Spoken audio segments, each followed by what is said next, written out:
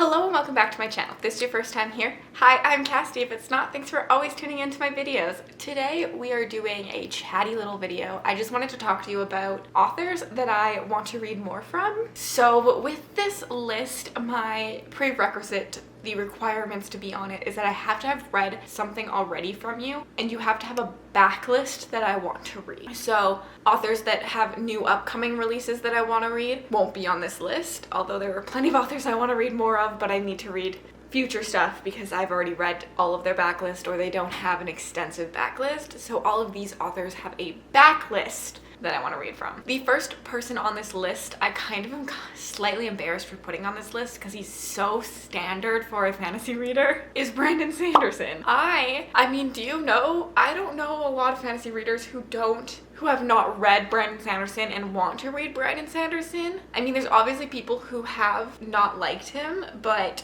he is very, very, very hyped. So for me, I have read quite a few books from him already, but he has such an extensive discography that there's so many more for me to read. I have read Elantris, which is one of my favorite books I've ever read. I love Elantris, and lots of people say it's his worst work of art, but I think that it is better than the rest in my opinion. I wish he would do more in that kind of vein. The political intrigue in Elantris, I find way more intriguing than most of his other series. I'm obviously in the, a little bit of an unpopular opinion there. I have also read Mistborn Era 1 by him, as well as the first book of Mistborn Era 2, and I've read the first book in the Stormlight, and I have read the first book in the Stormlight Archive. I have read Way of Kings, and I've read first and second Skyward books, but I haven't read the novellas or the third book yet. So from Sanderson, I need to read the rest of Stormlight. At one point, I didn't think I was going to continue with this because although I did give the first book 5 stars, I don't remember a single thing that happened in this book, and I don't want to reread it, but I have given the A-OK by Aaron that I can probably just continue and maybe find a wrap up for the first book. I need to read the rest of Mistborn Era 2, which will hopefully be completed soon so I can get going on that. I didn't like Era 2 as much as I liked Era 1 from the first book that I read. It is very different. And then I need to read Warbreaker, which is on my priority list for this year, and I do want to continue Skyward, although I'm not sure I'm gonna love Skyward anymore because I've grown so far out of YA that I think that if I read Skyward today, I wouldn't love it as much as I did. But Sanderson's magic systems are just so unique and creative that they suck me in, and I need to continue reading more from him. The next author on here is RJ Barker. Now, I've only read the Tie Child trilogy. I am currently only done the first and second book in this series, with the third one should be completed this month. We are reading the Tie Child trilogy for Backlist Book Club, which is my book club. And we were going to continue The Wounded Kingdom, but we aren't loving Tie Child as much as we thought we were. So I think we might dive into a different author for the next coming round. There will be a poll coming up in May for viewers to decide and vote on what series they want to do in June. But I do personally want to continue the Wounded Kingdom series.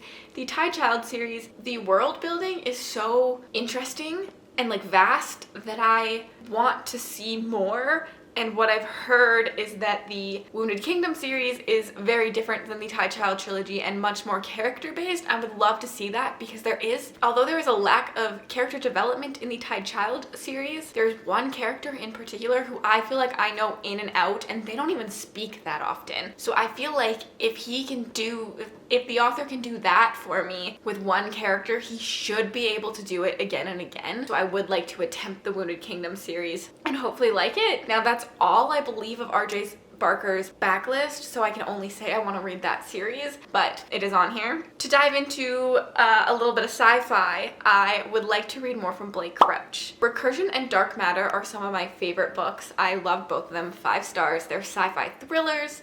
And so I need to continue trying Blake Crouch, but I have heard that Recursion and Dark Matter are his greatest so far, and some of his backlist is not as good. Some of his backlist is not as good, so I'm a little scared, but I do want to try reading the Wayward Pines series, and then Summer Frost, which is a sci-fi short story, I believe, and this one is coming out soon, but I do need to read Upgrade. Another author is Robert Jackson Bennett, so I have only read the first book in the Founders trilogy.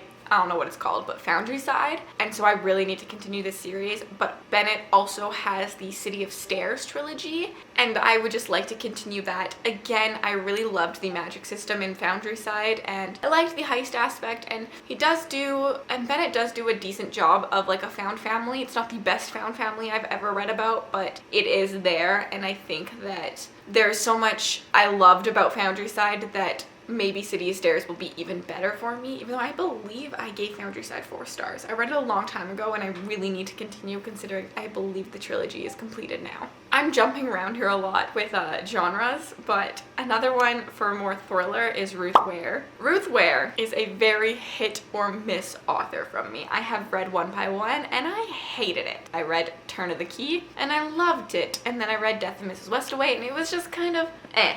So I find it really intriguing that an author can do that for me, and that I can have books I absolutely adore and books that I really despise. Like One by One I kind of despise.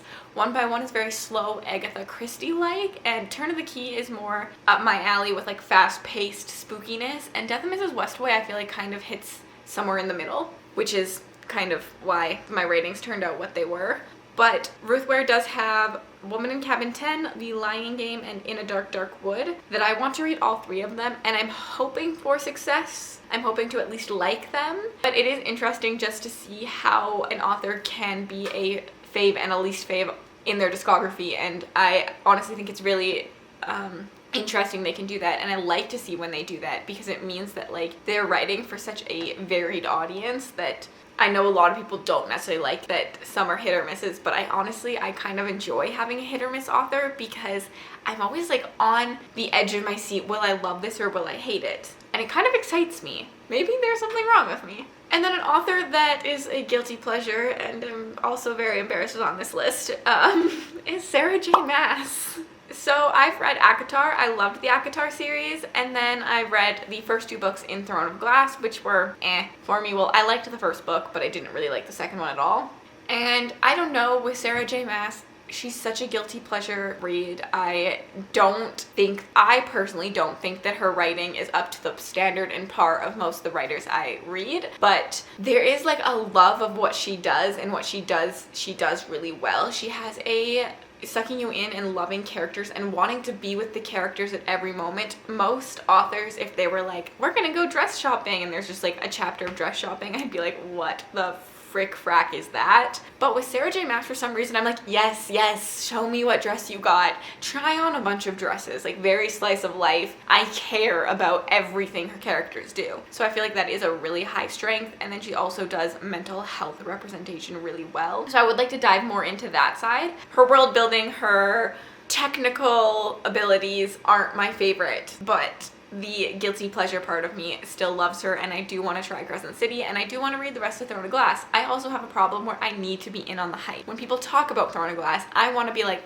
I liked that one, I hated that one. I want to be in on the conversation. I want to be at the slumber party, staying up all night talking Sarah J Maas. I don't want to be the person sitting in the corner like, I haven't read it. I have a hype problem. I get it. I need it. Also, considering the rumors going around that everything will eventually connect, I feel like I need to read them all because I want to continue reading the ACOTAR series. Another author I really want to read more from is Christina Henry. So Near the Bone is one of my favorite horrors. I loved Near the Bone, 5 stars. And then I've also read The Girl in Red by her, which is one of her fairy tale retellings. And I didn't love that one. It was a lower 3 stars, but I have heard that it's one of the lesser good fairy tale horror retellings that she's done. So I am intrigued, since I didn't hate it, that there are ones out there that I will love, and I really enjoy her writing style. It's very fast-paced, driven by a decent amount of things. She tells you enough but leaves enough up to mystery that I really enjoy that, and I'm just like along for the ride in her stories. So I do want to read The Ghost Tree by her, which is her only other horror that's not a fairy tale retelling at this moment in time. And I think I will pick up probably any book by her that isn't a fairy tale retelling in the future. And then I also do want to try some of her horror fairy tale retellings. I think Bex told me that Alice and the Lost Boy are supposed to be her best ones, which I believe those are the titles. Her Peter Pan retelling and the Alice in Wonderland retelling, and I really would like to try those, and then if I like them, maybe I'll dive into more of her work. But she does have an extensive backlist that I could read and look into. The newest member to this club is Sophie Lark. I have joined the Sophie Lark bandwagon. I've hopped on that train. I'm sailing it down to wherever Sophie Lark goes. And I've only read one book by her. I read There Are No Saints last week. There's a whole vlog on it. It's kind of what spurred the weekend of the 72 Hours in the Smut Den. I was like, yes, I'll do it because now I like this book. Oops. But I read There Are No Saints and I loved it. It is a serial killer romance. It was dark. The way Sophie Lark wrote everything just was like beautiful. She uses a decent amount of like thrilling and comedy in her writing while still being a romance writer technically. Although, I don't know if I could even call this book a romance, but it's technically a serial killer romance. So I need to read more from Sophie Lark. I need to see if there's more from her that I'm gonna like, or if this book is just it. It's just like a blossom. It's like once in a lifetime thing. So I need to continue and read the next book in the duology, but I'm really terrified because I don't want to hate it because I loved the first one so much, and there is potential for me to hate the next one if I feel like it was useless. Although I don't think it is useless. I think that it's going to carry the plot quite well. And then I do want to try the Brutal Birthright series, which is her Mafia series. I am, what can I say? I've hopped on that train to Sophie Lark land. And then back into the fantasy side, we have John Gwynne, who I have only read Malice, and I loved it. I think it will probably be my favorite book of the year. I'm hoping to continue the rest of that series next month and binge read it. So that's the rest of the stuff I need to read from him, as well as he does have, I think, 2 books that are in the same world as Malice, but come like after as like a duology, but I could be wrong on that. And then he has the Shadow of the Gods series that he's writing currently and publishing. I just need to read anything by John Gwynne. I loved Malice so much that I am here for literally anything that comes out of that man. That sounded not so good. Sounded quite dirty. But here we are. John Gwynne, you have my entire bank account for anything that comes out, even though I've only read one of his books. That's it. That's it. I just need to read more. I have not a lot to say. I just love Malice so much. And then the last author on this list currently is Mark Lawrence. I have read a decent amount of Mark Lawrence's books. I have read the book The Ancestor trilogy, which I love. I adore, one of my favorite trilogies. I will shout it from the rooftop.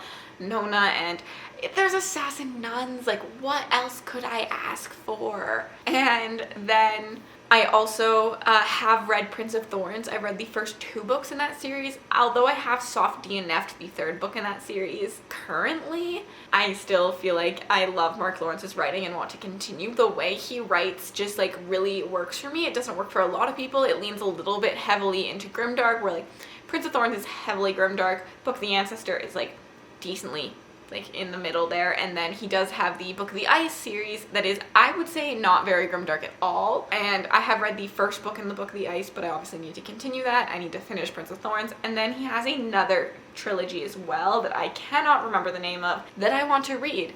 I don't know why. I just love them. I believe he does this thing too where he kind of plays with timelines a little bit in his fantasy books. And I don't know why, but that just really works for me, and I would love to see more fantasy authors play with like 4 years before and 4 years after kind of thingy, like a 4-year time difference following the same character. I really enjoy when writers do that. I know like so it's in Prince of Thorns, it is like 4 years. There's a 4-year difference in every single book from like, and you're following like this and then this, and then in Book of the Ancestor, we are getting snippets of the future, present-ish, and then following a past. I just think that this completely works for me, and I don't remember if there is something like that in the Book of the Ice. It's been a long time since I read that first book, but I need to continue and read the second. But yeah, I don't know. I eat up Mark Lawrence's work. He's got like a humor that really works for me. It's not too like crude, even though it's grimdark, and I don't know. I really enjoy his writing, and that's it. That's the 10. I believe there's 10 on here. 10 authors that I need to read more of their books, and I hope you enjoyed this video. If you made it all the way to the end of this video and you'd like to leave me a comment, you can either tell me some of the authors you want to read more from, or just leave me an emoji to say you were here, and leave me a book emoji. Like, we're being basic, we're talking about books, may as well just leave me a book. Let's call it what it is. and have yourselves an absolutely incredible day.